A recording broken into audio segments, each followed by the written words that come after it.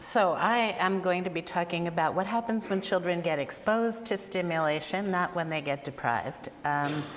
And I'm going to focus particularly on language acquisition. I need to start by just saying a couple of words about what is a language and what would it mean to learn it. So in a very simplified fashion, what I want to say is that languages are combinatorial systems that involve figuring out what the units are at the lowest level sound segments, but then those combine. If you happen to be exposed to a sign language, it's hand shape or movement segments, but analogous to sound segments. Those get combined to form what are called morphemes, which is the smallest combinations of sound that have meaning. And morphemes get combined to form words, and words get combined to form phrases, and phrases get combined to form sentences. So the point here is that languages around the world are big combinatorial systems. And what you have to do when you're learning a language is to figure out what the combinatorial system of your particular language is.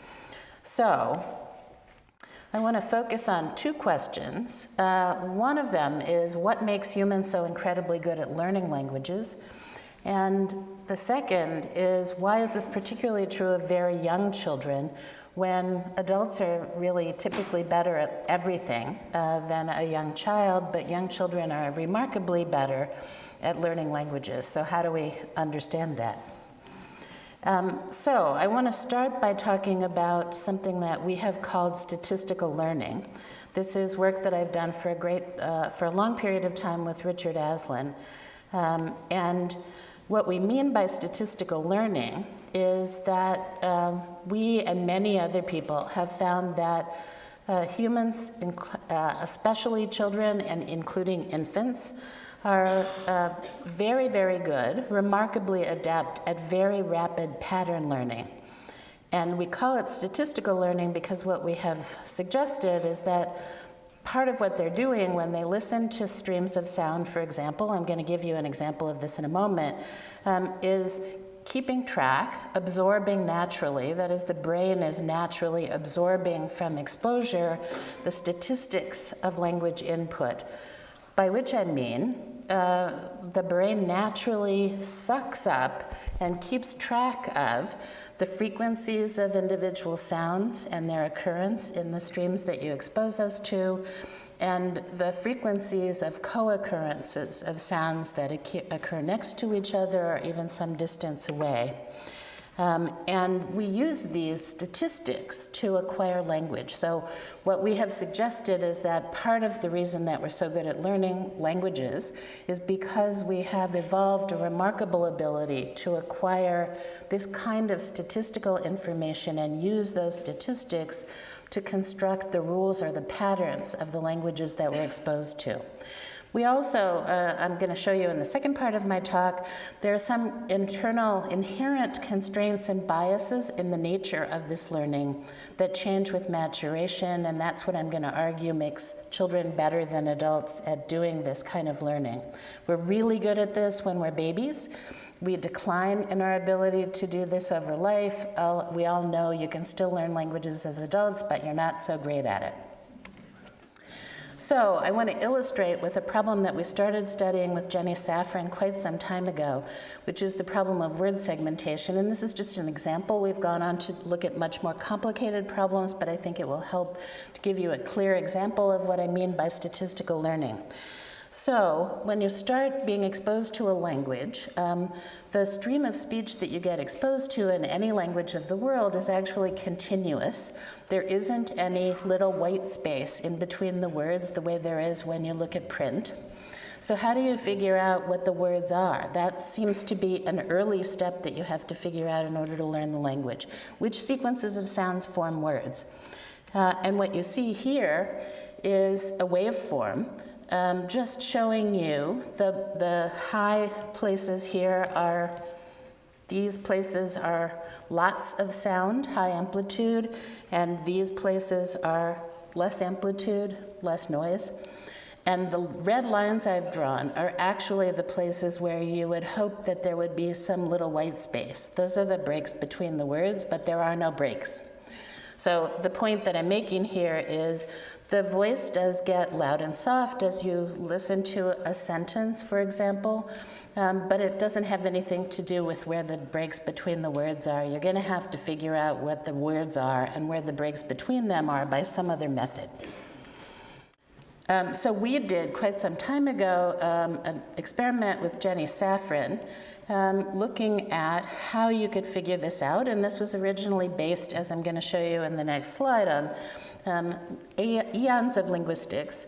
Linguists do this all the time. And if you look at a famous textbook, any famous textbook of linguistics, you'll find that what it tells linguists is when you listen to a new language, there's a bunch of statistical cues. They're usually called distributional information, not statistics, about how to tell what the units are. And the idea is that the words over a big body of speech are going to be the consistent sequences of sounds that you hear repeatedly.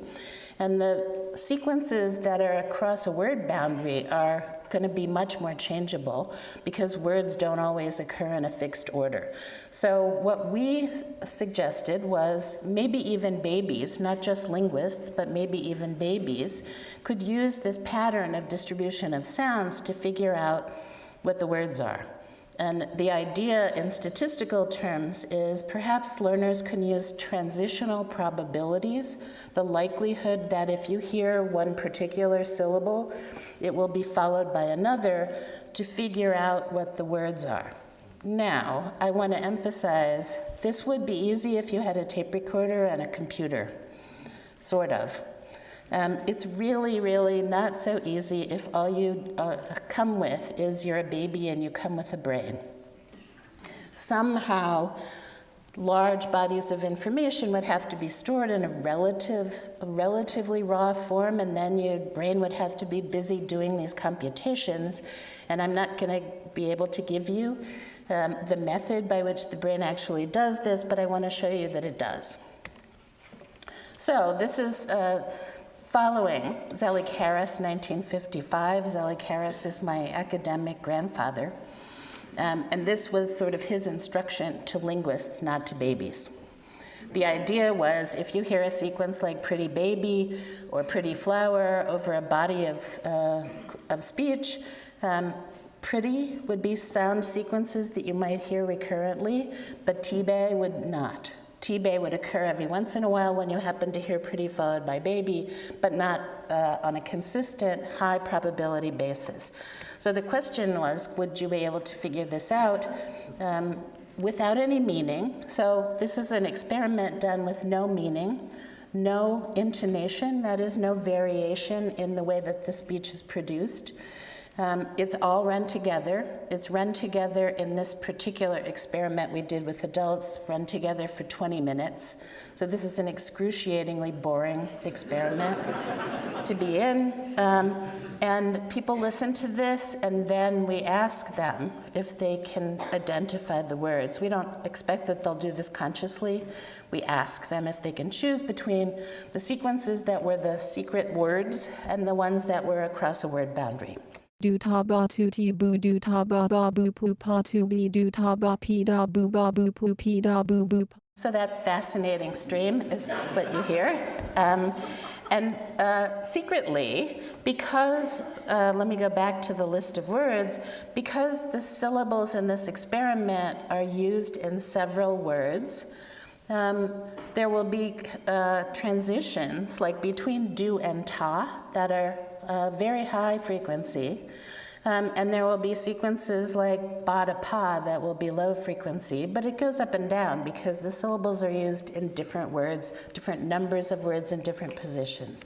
So this is actually a piece of the stream shown at the bottom. And what you're seeing plotted here is the transitional probabilities. What's the probability that if you hear do, it's going to be followed by ta? And the important thing to notice is that the word boundaries are places of dips in the transitional probability, and the insides of words are relatively higher probabilities because that's what it means to be a word. Part of what it means to be a word is that you hear these sequences recurrently. So our question was, if we exposed people to this incredibly boring stream of speech and paid them to listen, we paid them $7.50, lots of money. And then at the end, we gave them dutaba versus bupida. Which one would they think sounded more familiar? That was the question we asked them. So here are the results for adults on the left and children, 5-year-old children on the right. This particular experiment we did while everybody was coloring because we couldn't figure out how to get 5-year-olds to hold still. They weren't enticed by the 750. So everyone was coloring, and they heard these streams of speech, and then afterwards we asked them to judge, and this is the probability that they pick the word as compared with what's called the part word, the end of one word and the beginning of another. You can see that people absorb this information incredibly well. They do very quickly figure out which ones are the words. We also did this experiment with babies. So this is a drawing of a parent holding a baby. The parents don't get to listen to the speech, so they won't jigger the baby when the right answer comes up. But the babies are just sitting listening. We simplified the word structure. The babies listen for 2 minutes. And then we gave them the 2 alternative forced choice version in Babyland, which is light a little light over on the right, and babies will naturally look. You don't have to train them to do that. And then we would play a word or a part word, and they will get very bored when it's a word because those are the things they've learned. And they will show less looking time to the words than if it's a part word, which the fact that they discriminate suggests that they can do this as well. We also subsequently did it for things that are not language. So it turns out we're not just good at absorbing auditory patterns in language. We can do it for tone sequences. We can do it for visual patterns. We can do it for lots of things, including noise sequences.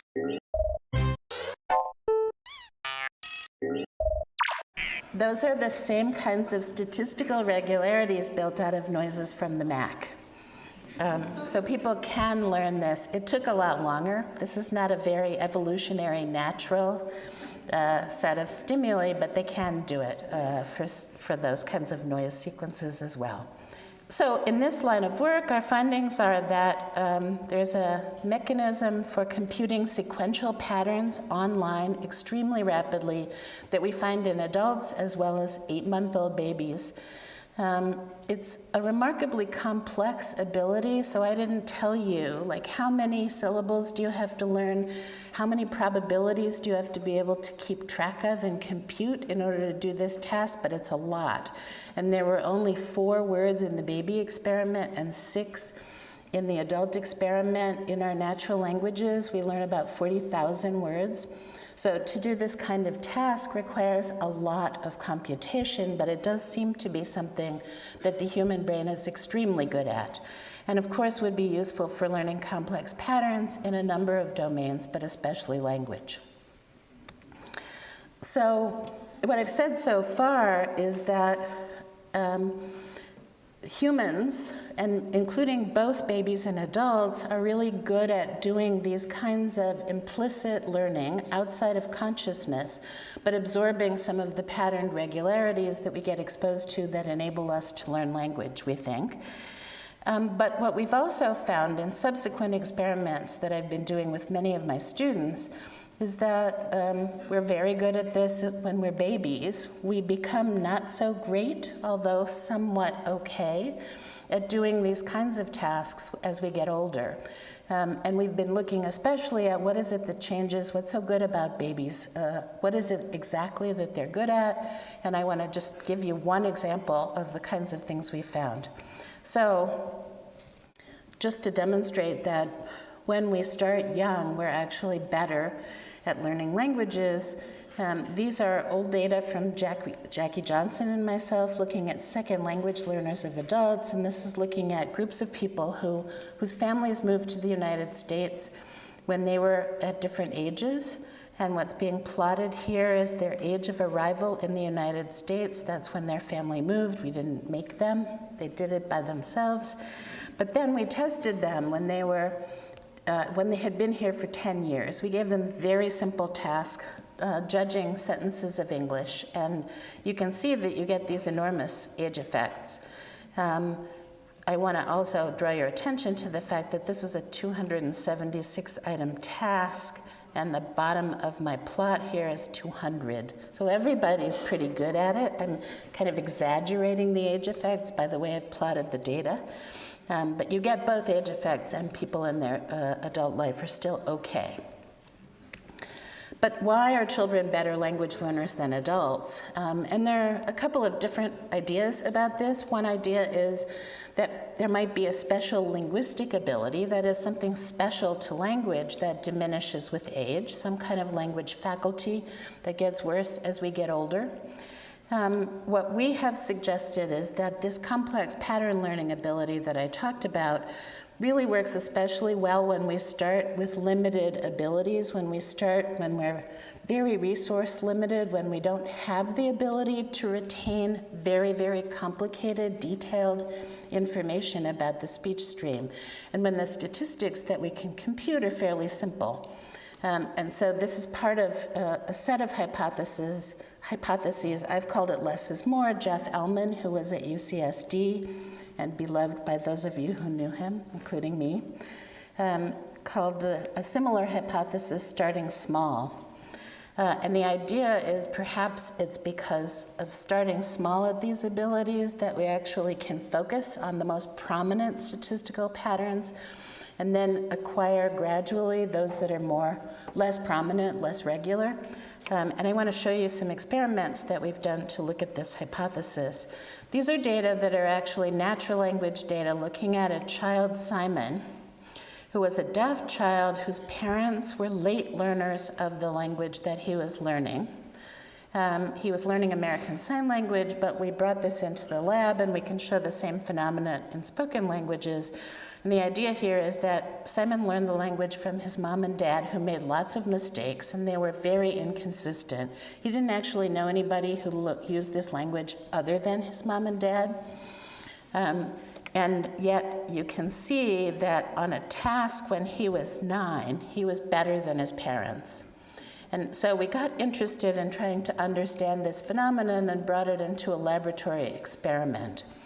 And what we think is going on that I want to show you in experimental data is that when you give young children inconsistent input, they find the thing that's the more consistent out of a kind of noisy exposure, and they form a very strong rule about the more consistent things that happen. And they don't learn the mistakes. They don't learn the occasional regularities. They really regularize or exaggerate those things that are somewhat consistent in the input that they receive. Adults don't do this. Adults learn it all. They probability match, and that's not very useful at learning a language. So we've done a bunch of experiments with children and adults, giving them inconsistent input in the lab.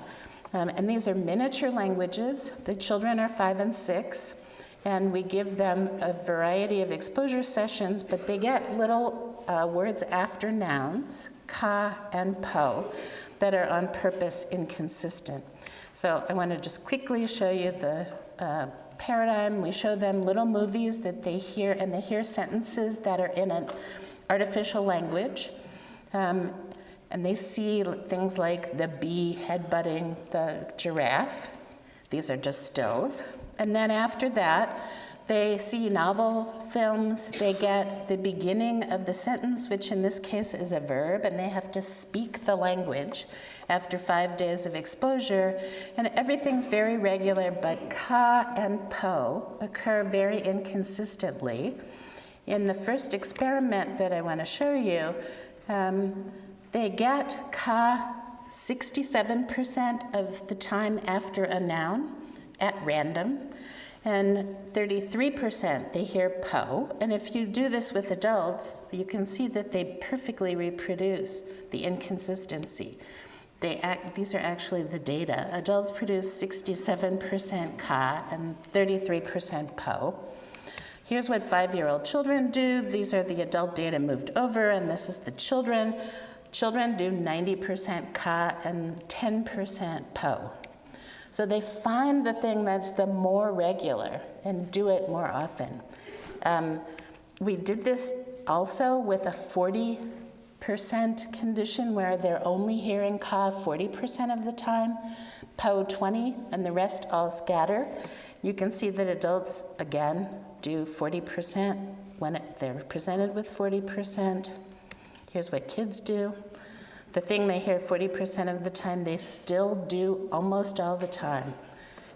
So what the kids are doing is regularizing even inconsistency. They're doing statistical learning in a funny way. They're changing the statistics into things that are very regular that in linguistics we call rules. And adults are reproducing the noisy, crummy statistics that they get exposed to, which is a skill in and of itself, but not very good for learning languages. So let me turn to my conclusions. We think that in many experiments, I've just given you one example, that statistical learning is a very important part of language acquisition. Humans are remarkably sensitive to a variety of statistics that reflect linguistic distribution of elements in the speech stream. And they use these statistics to acquire the rules and structures of natural languages. But what I want to emphasize is statistical learning is not veridical, at least not in children. It's not just learning whatever's in the input. That is not what we do when we learn a language. Statistical learning is also not the same over age and maturation. Children learn somewhat differently than adults. They make inconsistent usages more regular. We found this in about 10 experiments now.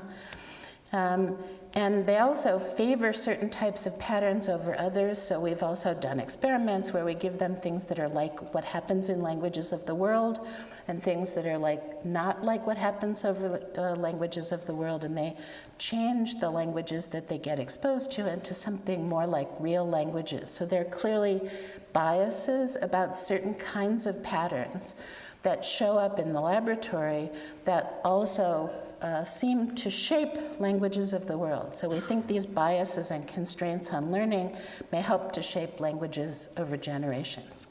Thank you.